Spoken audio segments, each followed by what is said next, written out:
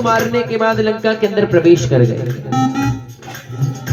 जैसे लंका के अंदर प्रवेश किया, देख रहे सोने के खंभे हैं, सोने के दरवाजे हैं, सोने के गुम्बद है, हर एक चीज सोने से बनी है, क्योंकि लंका सोने की थी।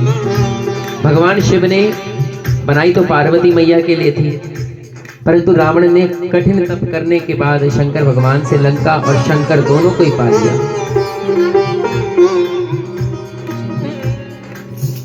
हनुमान जी महाराज लंका के अंदर प्रवेश कर गए। सोने की लंका को देख करके प्रसन्न हुए कि महाराज कितनी सुंदर लंका है, और इसमें देखो कैसा पापी रावण रहता है जिसने प्रभु श्री राम की पत्नी को हर लिया है। लंका के अंदर जाकर के देख रहे हैं कैसे कैसे विचित्र प्रकार के, विचित्र भिन्न भिन्न प्रकार के प्राणी रह रहे हैं। वहीं पर एक छोटी सी कुटिया है जिसके अंदर एक महापुरुष है जो कि श्री राम जी के नाम का संकीर्तन कर रहे हैं। श्री राम जय राम जय जय राम, श्री राम जय राम,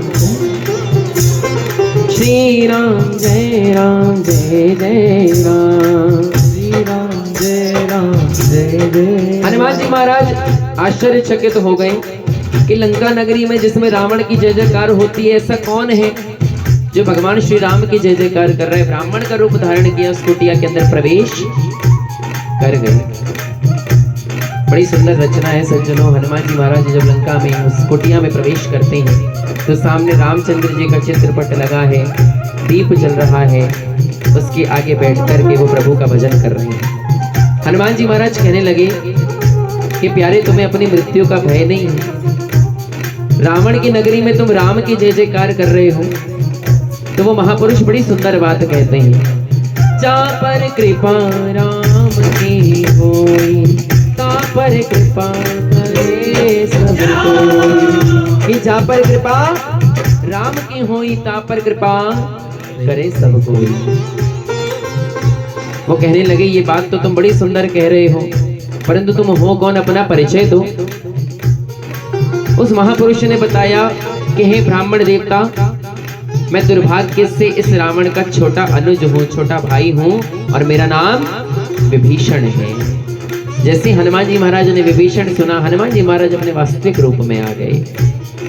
हनुमान जी महाराज ने हृदय से लगा करके विभीषण को कहा, अरे विभीषण, तुम्हारे बारे में तो जामवंत जी ने बड़ी प्रशंसा की थी कि वहां पर एक व्यक्ति ऐसे मिलेंगे जो तुम्हें सीता माँ तक पहुंचा सकते हैं। उन्होंने कहा, प्रभु मैं श्री राम की शरणागति चाहता हूँ। किसने कहा? विभीषण ने, कि प्रभु श्री राम की शरणागति चाहता हूँ, क्या आप मुझे राम जी की शरण में भेज देंगे? हनुमान ने कहा, मैं तुम्हें वचन देता हूँ, मैं तुम्हें राम की शरण तक लेकर के जाऊंगा, परंतु उससे पहले सीता तक पहुंचने का माध्यम मेरा तुम बन जाओ, राम तक पहुंचने का माध्यम ये तुम्हारा हनुमान बन जाएगा। हनुमान जी महाराज की इस बात को सुनकर के दक्षिण ओर अशोक वाटिका विद्यमान है, जिसका रास्ता विभीषण ने बताया। हनुमान जी महाराज लंका की दक्षिण दिशा की ओर चल दिए, अशोक वाटिका में प्रवेश किया। वहां पर अनेक अनेक प्रकार के राक्षसों के बीच में, राक्षसियों के बीच में सबसे सुंदर सुकुमारी हमारी सीता माँ बैठी हैं, रो रही हैं, राम जी को याद कर रही हैं। हनुमान जी महाराज चुपचाप उस पेड़ के ऊपर बैठ गए। देखिए, कहते हैं कर्मों का फल हर किसी को भोगना पड़ता है, चाहे वो मनुष्य हो चाहे वो भगवान हो।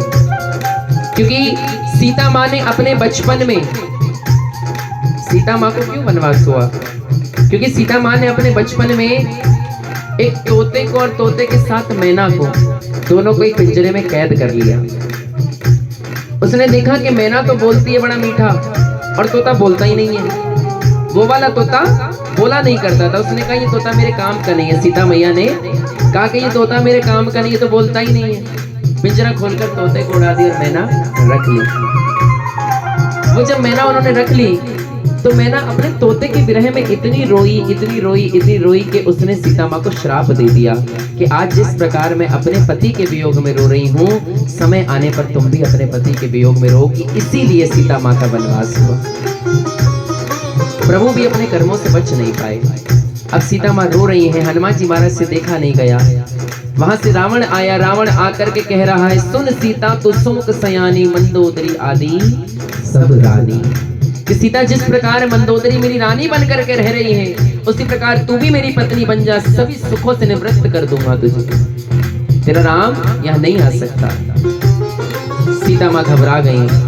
घबराते घबराते लड़खड़ाते शब्दों में सीता माँ ने उत्तर दिया, आने काट रच चिता बनाई, मात अनल पुनि देहि लगाई। कि मेरी चिता तैयार करके मुझे उस पर जिंदा लिटा करके तू मुझ में अग्नि लगा देगा ना रावण, वो तो मुझे स्वीकार है, पर तुझ जैसे दुष्ट की पत्नी बनना स्वीकार नहीं है।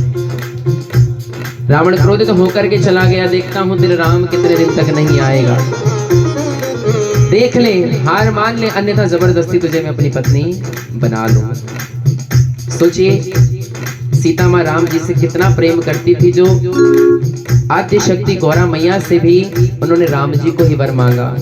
जब विवाह हो गया तो विवाह के बाद वनवास में कैसे अलग अलग रह रही हैं। सीता माँ रो रही हैं। हनुमान जी महाराज मुद्रिका डालते थे।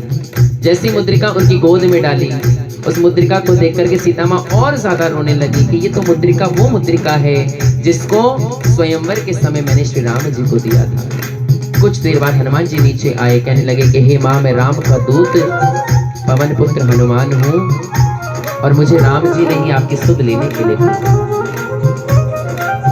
भक्तों, राम जी की प्रशंसा किए हुए हनुमान जी महाराज थक नहीं रहे हैं और सीता माँ उनको सुने जा रही है।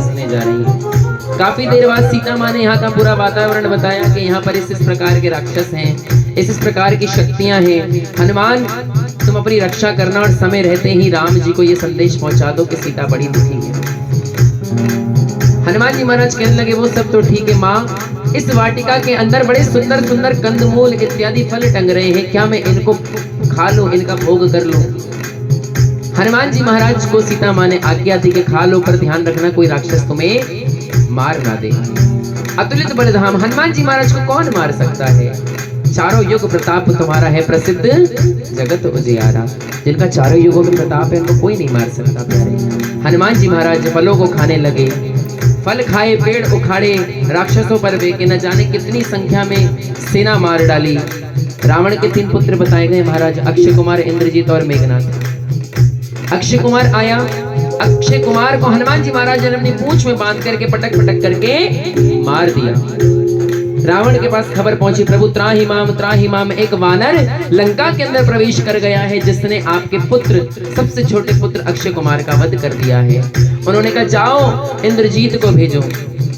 वास्तविकता में देखा जाए तो इंद्रजीत और मेघनाथ एक ही हैं, परंतु उसकी परछाई के रूप में उसे देखा जाता है। इंद्रजीत को भेजा।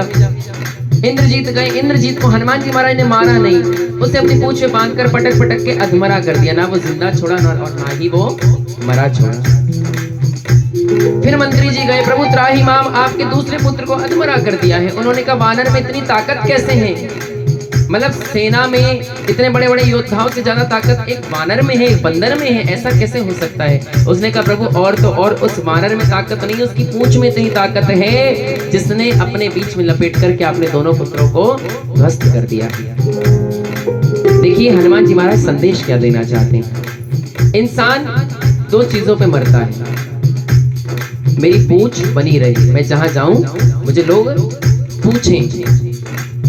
रावण को भी यही अभिमान था कि मेरी पूंछ बनी रहे और मेरी मूंछ तनी रहे, और ऐसी पूंछ हनुमान जी महाराज अपने पीछे लगाए घूम रहे हैं। अर्थात कि इंसान की पूंछ इंसान के कर्मों से है, इंसान के व्यवहार से है, इंसान के चरित्र से है। इंसान की पूंछ उसके धन और ऐश्वर्य से नहीं है।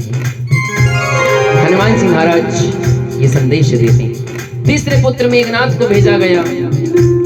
मेघनाथ ने ब्रह्म अस्त्र का प्रयोग करके हनुमान जी महाराज को बंदी बनाया। चाहते तो मेघनाथ को भी मार देते, परंतु उन्होंने ब्रह्म अस्त्र का प्रयोग किया और ब्रह्मा जी तो देवता है महाराज, देवताओं का तो अनादर प्रभु नहीं कर सकते। बंदी बन के चले गए। हनुमान जी महाराज को कहा गया इसके साथ क्या सुलूक किया जाए। उन्होंने बताया कि इसको जेल में डाल दो, किसी ने बताया इसको बांध करके रख लो, किसी ने बताया इसको भूखा रखो, इसको प्यासा रखो, पर सबकी तरकीबें नाकाब रही, क्योंकि हनुमान जी महाराज तो इतने पराक्रमी हैं, उनको कोई हिला नहीं सकता। किसी ने बताया कपि के ममता पूछ पर समहि कहूं समझाई, तेल बोरी पट बांधे मुनि पावन देहो कि एक वानर को अपनी पूंछ से बड़ा प्यार होता है। एक काम करो, इनकी पूंछ में आग लगा दो। सब घरों से तेल लिया गया, सब घरों से कपड़ा मंगाया गया। जब विभीषण के घर की बारी आई तो विभीषण ने मना कर दिया कि मुझे देना ही नहीं है। मैं ना तो किसी प्रकार का दुष्कर्म करूंगा तो ना उसका पाप मुझे सहना पड़ेगा। उस समय कोई समझ नहीं पाया क्या कह रहे हैं विभीषण जी। सबने अपने घर से तेल कपड़ा दिया, हनुमान जी महाराज की पूंछ में बांधा और आग लगा दी।